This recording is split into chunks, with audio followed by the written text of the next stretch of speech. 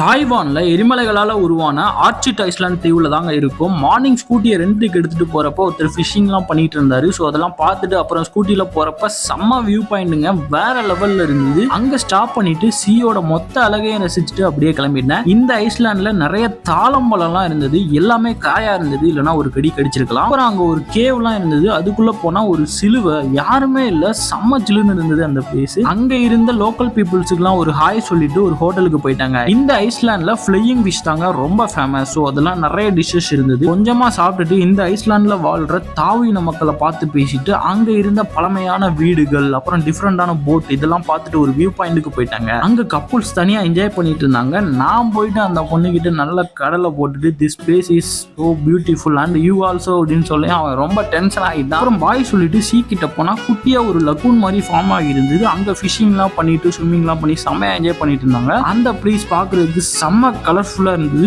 ரொம்பவே என்ஜாய் பண்ணேன். இந்த வீடியோ பிடிச்சது அப்படின்னா மறக்காம ஒரு லைக் பண்ணிக்கோங்க. நீங்க நம்ம சேனலை ஃபர்ஸ்ட் டைம் பார்க்குறீங்கன்னா சப்ஸ்கிரைப் பண்ணிக்கோங்க.